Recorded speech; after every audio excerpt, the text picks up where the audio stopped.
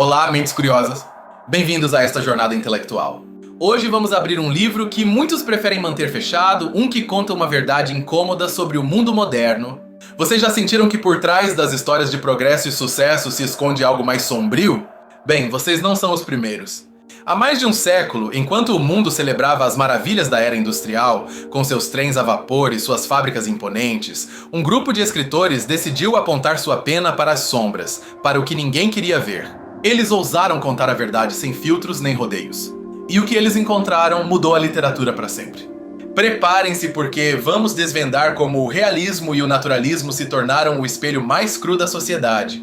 Uma ferramenta tão potente que seus ecos ainda ressoam nas histórias que consumimos hoje, das séries mais chocantes ao jornalismo investigativo mais corajoso. Antes de começar, queria contar a vocês algo sobre as imagens que veem, pois para dar vida a esta narração, usei ferramentas de inteligência artificial para gerá-las. Então pensem nelas como uma tela, uma forma de ilustrar as ideias e o ambiente do que estou contando.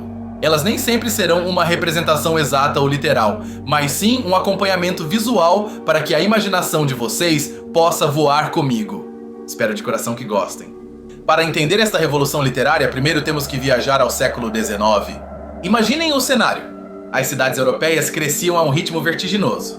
Luzes a gás, máquinas a vapor, a promessa de uma nova era de prosperidade para todos. Pelo menos essa era a propaganda oficial. Mas se vocês olhassem mais de perto, a realidade era bem diferente. Por trás das fachadas elegantes da burguesia, acumulavam-se bairros inteiros mergulhados na miséria. O progresso tinha um custo humano altíssimo e esse custo era pago pelos trabalhadores, mulheres e crianças nas fábricas. A literatura que dominava até então, o romantismo já não servia. Suas histórias de heróis apaixonados, castelos e amores impossíveis soavam como um conto de fadas vazio diante da dureza da vida cotidiana. As pessoas já não precisavam escapar, precisavam entender. Precisavam que alguém contasse sua história. E assim, quase como tinha uma resposta inevitável, nasceu o realismo. Seu objetivo era radicalmente simples, mas incrivelmente ambicioso: retratar a vida como ela era, sem idealizá-la.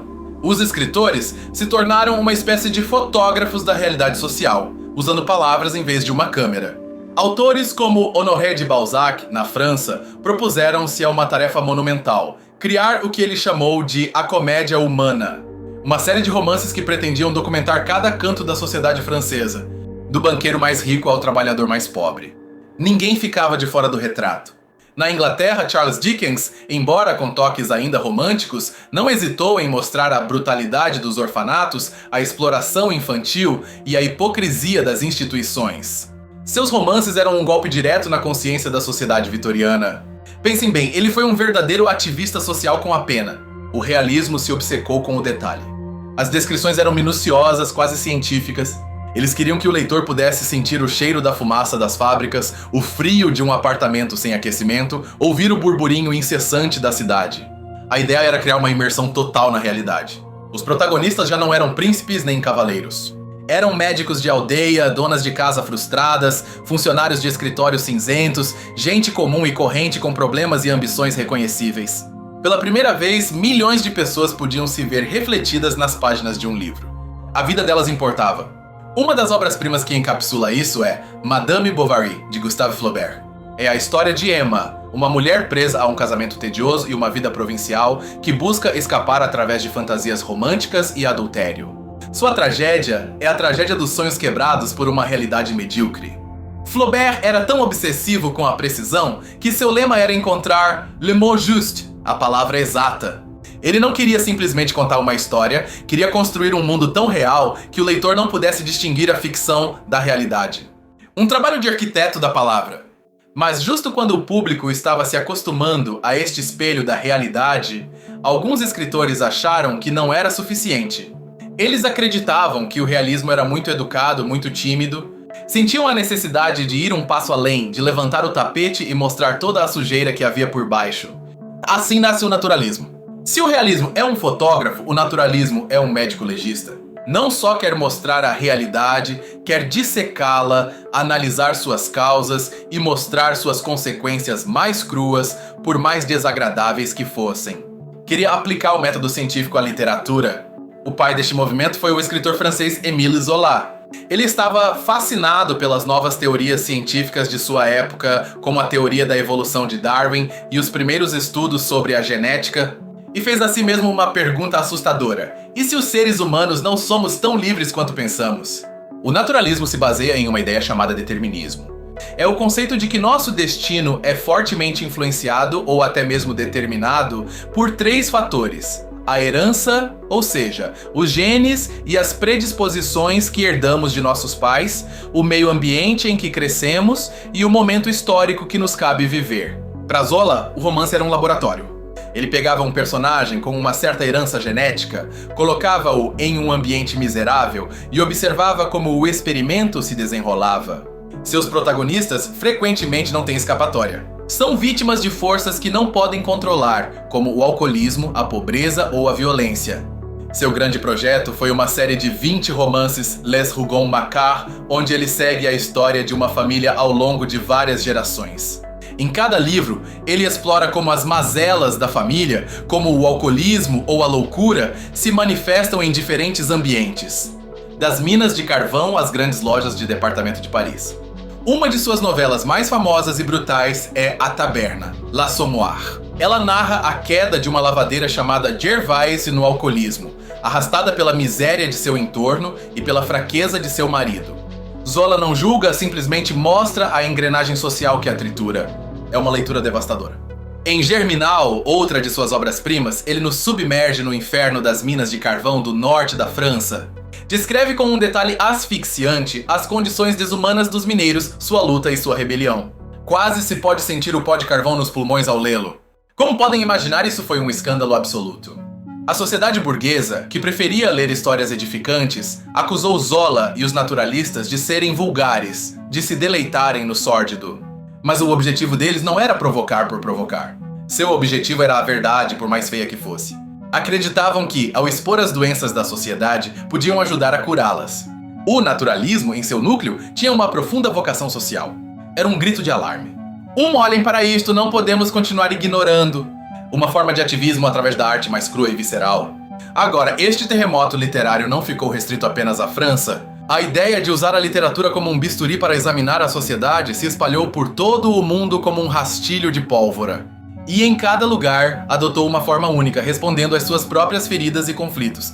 Cruzemos o Oceano Atlântico até os Estados Unidos. No final do século XIX e início do XX, o país vivia sua própria versão da industrialização selvagem. Crescimento econômico para alguns e condições brutais para a maioria. O cenário perfeito para o naturalismo? Aqui, o determinismo do naturalismo se encontrou com uma ideia muito americana, a da fronteira e da luta do homem contra uma natureza implacável. Jack London, em contos como Construir uma Fogueira, mostra um ser humano insignificante diante da majestade e da indiferença mortal do frio do Alasca. Não é o entorno social de Zola que destrói o homem, mas sim a natureza em seu estado mais puro e selvagem. A luta pela sobrevivência se torna o tema central. A civilização é apenas uma fina camada que se quebra facilmente, revelando o animal que carregamos dentro de nós.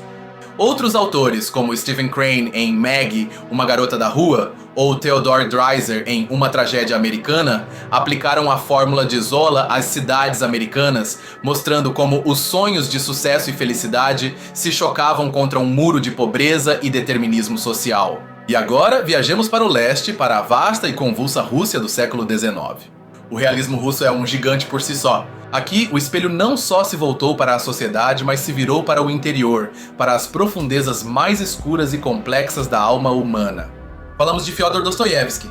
Em romances como Crime e Castigo, não só vemos a pobreza de São Petersburgo, mas nos submergimos completamente na mente torturada de seu protagonista Raskolnikov.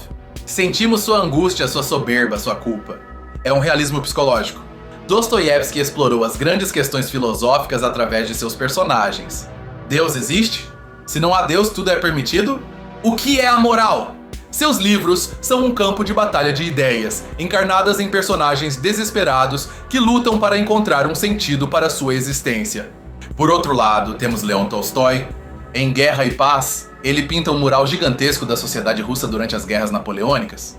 Mas, em Anna Karenina, faz um retrato realista e devastador de uma mulher aprisionada pelas convenções sociais, similar a Madame Bovary, mas em uma escala épica. O realismo russo é profundo, filosófico e espiritual. Pergunta não só como vivemos, mas por que vivemos. Combina a crítica social com uma busca incessante da alma, criando algumas das obras mais poderosas da literatura universal. E este eco chegou também à Espanha. Autores como Benito Pérez Galdós, em seus episódios nacionais, e romances como Fortunata e Jacinta, retrataram com maestria a complexa sociedade madrilena do século XIX. Ele mostrou suas tensões, suas classes sociais e suas contradições.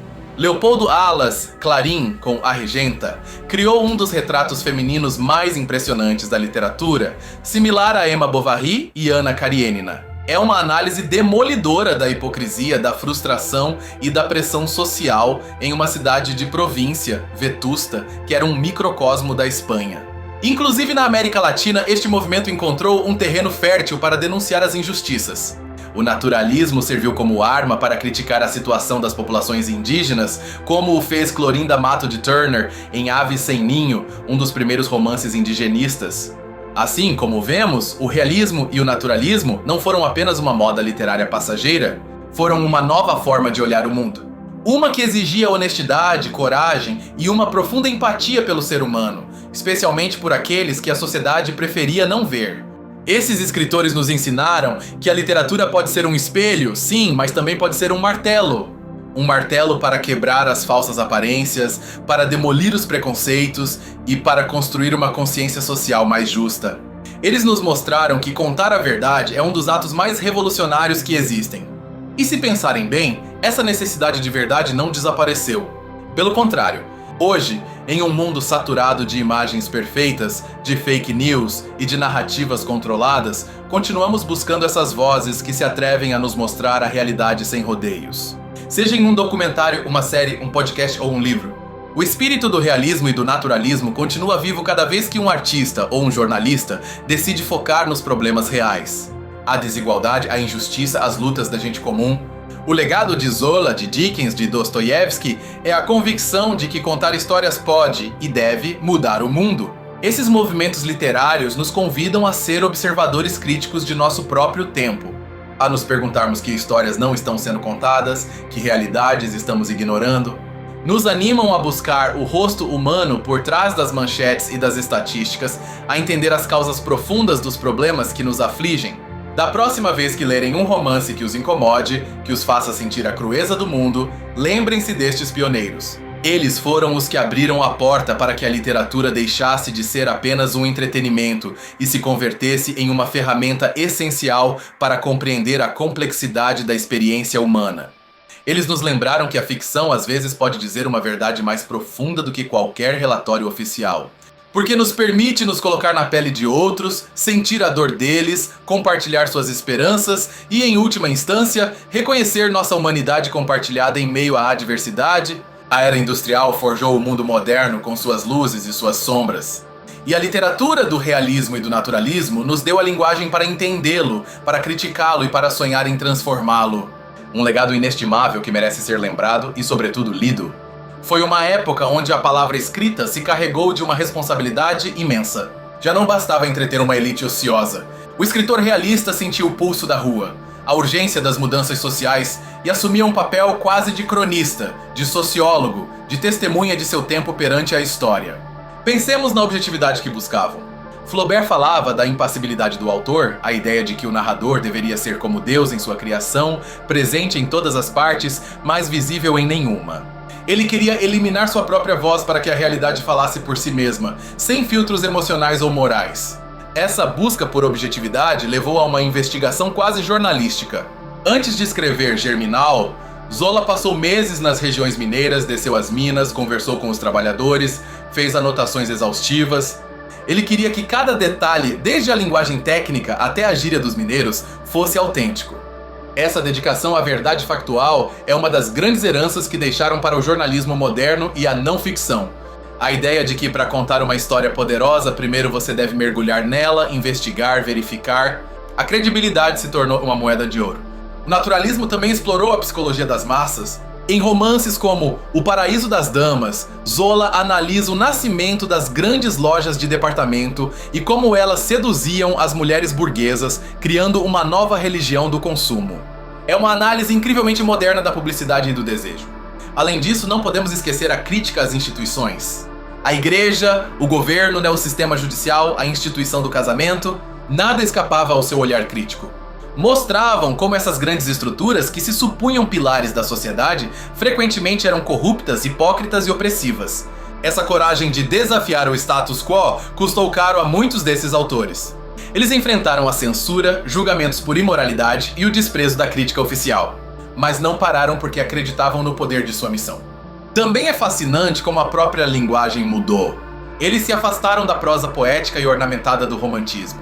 A linguagem realista e naturalista é direta, precisa, às vezes até crua e vulgar se a situação exigisse. O estilo devia estar ao serviço da verdade, não da beleza. E a influência se estendeu ao teatro. Henrik Ibsen, o dramaturgo norueguês, levou o realismo ao palco com obras como Casa de Bonecas. O bater de porta final de Nora, quando ela abandona o marido e os filhos para encontrar a si mesma, ressoou por toda a Europa como um tiro que anunciava uma nova era para a mulher. Este enfoque em personagens femininas complexas e suas lutas contra uma sociedade patriarcal é outro legado crucial. Emma Bovary, Anna Karenina, Nora Helmer, a regenta. Todas elas são figuras trágicas, mas também rebeldes que, com suas ações, questionaram o papel que lhes havia sido atribuído. O impacto nas artes visuais foi igualmente profundo. Pintores como Gustave Courbet na França lideraram o movimento realista na pintura. Sua famosa frase, "Mostre-me um anjo e eu o pintarei", resume a filosofia do movimento. Ele só pintava o que podia ver, a vida dos camponeses e trabalhadores. Em resumo, o realismo e o naturalismo não foram apenas uma técnica, mas uma nova ética para o artista. Uma ética baseada na honestidade, na observação rigorosa e na responsabilidade social. O artista já não era um gênio isolado em sua torre de marfim, mas um participante ativo nos debates de seu tempo. Pensemos na cidade como personagem. Em muitos desses romances, Paris, Londres ou Madrid não são apenas um pano de fundo. São organismos vivos e palpitantes que moldam a vida de seus habitantes. Com seus bairros ricos e pobres, suas ruas anônimas e suas multidões, a cidade é ao mesmo tempo uma jaula e um campo de batalha. Essa visão da urbe moderna como um labirinto de solidão e oportunidades continua sendo incrivelmente influente no cinema e na literatura contemporâneos. A figura do detetive que caminha pelas ruas chuvosas de uma cidade corrupta é um descendente direto do observador realista do século XIX. A ciência, que foi a grande inspiração para o naturalismo, também foi objeto de sua crítica. Eles mostraram como o progresso científico e tecnológico, sem uma bússola moral, podia ser desumanizante. As fábricas que produziam em massa também produziam miséria em massa. Essa tensão entre o progresso e a humanidade é talvez mais relevante hoje do que nunca. Enquanto desenvolvemos inteligências artificiais e tecnologias que podem mudar o mundo, as perguntas que esses autores fizeram continuam sendo as nossas. O que significa ser humano em uma era de máquinas? No fim das contas, o que faz com que essas obras continuem sendo tão impactantes é sua profunda humanidade. Apesar do determinismo e da crueza, sempre há um interesse genuíno pela vida interior dos personagens. Sentimos sua luta, mesmo que estejam condenados ao fracasso, e em sua derrota há uma estranha forma de dignidade. Esses romances não nos oferecem respostas fáceis nem finais felizes. Deixam-nos com perguntas, com uma sensação de inquietude, com a consciência de que o mundo é um lugar complicado e frequentemente injusto. E nessa honestidade reside seu poder duradouro. Então, da próxima vez que se depararem com o termo realismo em um livro didático, não pensem em algo chato ou empoeirado. Pensem em um grupo de rebeldes que, armados apenas com papel e tinta, ousaram encarar a besta da modernidade e contar o que viram, sem medo. Seu legado nos ensina que a empatia não nasce de olhar para o outro lado, mas de observar atentamente, de entender as circunstâncias do outro e de reconhecer que as forças que moldaram suas vidas, de alguma forma, continuam moldando as nossas. São um espelho que, mais de um século depois, ainda nos devolve uma imagem desconfortavelmente familiar. É fundamental compreender que esta corrente não foi um fenômeno isolado. Cada país adaptou o realismo à sua própria idiosincrasia. Na Itália, o verismo de Giovanni Verga retratava com brutalidade a vida dos pescadores e camponeses do sul, mostrando uma Itália muito distante dos cartões postais românticos de Roma ou Veneza. Enquanto isso, em Portugal, Eça de Queiroz, em O Crime do Padre Amaro, utilizava uma prosa irônica e elegante para lançar uma crítica mordaz contra a hipocrisia do clero e a vida provinciana, um tema que, como vimos, obceava os realistas de toda a Europa. Inclusive na literatura escandinava, além de Ibsen, autores como August Strindberg na Suécia levaram o naturalismo a extremos de pessimismo e análise psicológica, explorando a guerra dos sexos e as crises existenciais com uma intensidade que prefigurava o teatro do século XX. O que une todas essas manifestações é uma ruptura radical com o passado, um rechaço à idealização e um compromisso com o presente. Esses escritores assumiram a tarefa de serem os historiadores do agora, de documentar a vida enquanto acontecia, com todas as suas contradições. Não buscavam heróis, mas sim seres humanos. Entenderam que na vida de uma pessoa anônima, em suas pequenas batalhas e seus grandes fracassos, podia-se encontrar uma verdade universal. A epopeia já não estava no campo de batalha, mas na luta diária pela sobrevivência em uma cidade hostil. Essa democratização do protagonismo é, sem dúvida, uma de suas contribuições mais revolucionárias. Ao colocar o foco na gente comum, afirmaram que todas as vidas são dignas de ser contadas, que todas as histórias importam. Uma ideia que hoje nos parece óbvia, mas que em seu tempo foi radical. O debate que abriram sobre a função da arte continua vigente. Deve a arte ser um refúgio de beleza, uma via de escape da dura realidade? Ou deve ser uma ferramenta de confrontação, um espelho que nos obrigue a enfrentar aquilo que preferiríamos ignorar? O realismo e o naturalismo apostaram tudo na segunda opção. E sua influência é tão profunda que muitas vezes não a vemos como a água para os peixes. Cada vez que um filme ou uma série se orgulha de seu realismo, de seu retrato cru de uma profissão ou um problema social, está bebendo diretamente da fonte que esses autores abriram há mais de 150 anos. Eles nos ensinaram a ler o mundo como um texto, a nos atentarmos aos detalhes que revelam as grandes estruturas de poder, a desconfiar das narrativas oficiais.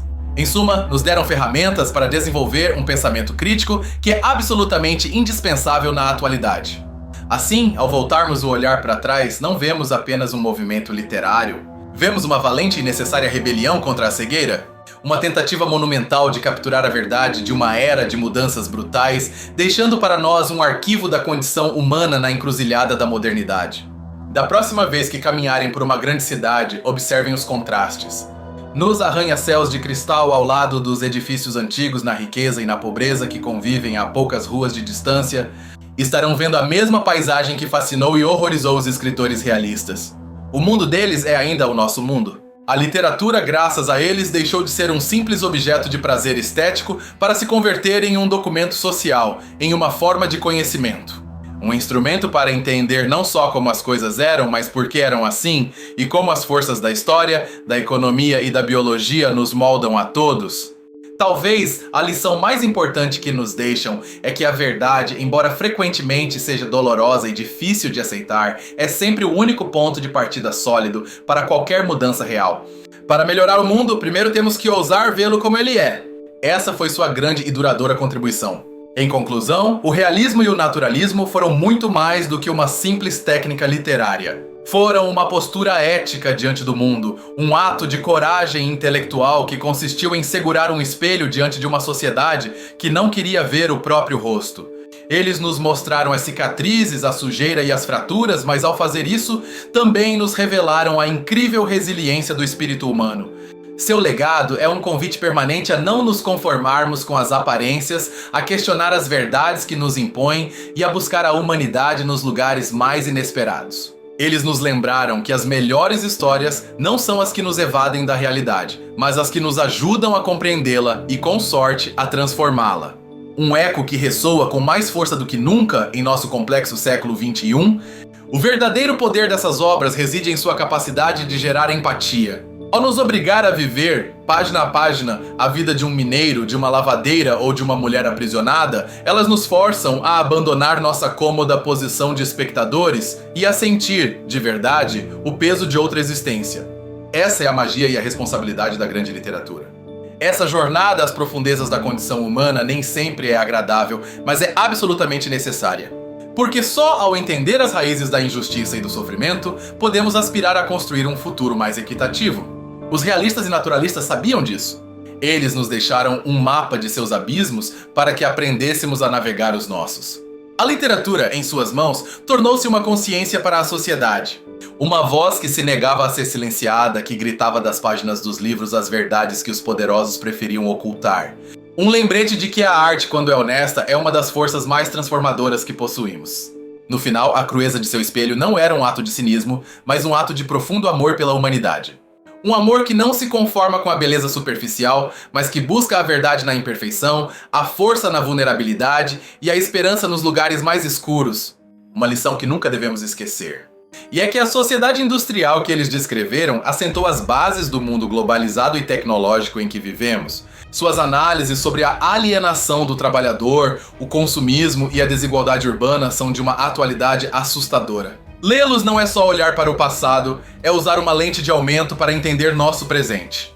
Da próxima vez que virem uma notícia sobre a lacuna salarial, a crise de moradia ou a exploração laboral, lembrem-se que Dostoiévski, Zola e Galdós já estavam escrevendo sobre as raízes desses mesmos problemas há mais de um século. Sua obra é um testemunho de que, embora a tecnologia mude, as lutas fundamentais do ser humano permanecem. Assim, convido vocês a redescobrir esses autores. Não como uma obrigação acadêmica, mas como uma aventura intelectual. Como a oportunidade de dialogar com algumas das mentes mais lúcidas e corajosas da história que nos deixaram um legado de verdade e uma fé inabalável no poder da palavra para iluminar o mundo. Muito obrigado por me acompanharem nesta profunda e, espero, reveladora jornada através da literatura como espelho da realidade. Foi uma honra explorar essas ideias com todos vocês. Agora eu adoraria saber a opinião de vocês. Que autor ou que obra deste período mais os impactou? Vocês acham que hoje precisamos de mais artistas e escritores com este nível de compromisso? Deixem sua opinião nos comentários e não se esqueçam de se inscrever para continuar desvendando os segredos que a história esconde.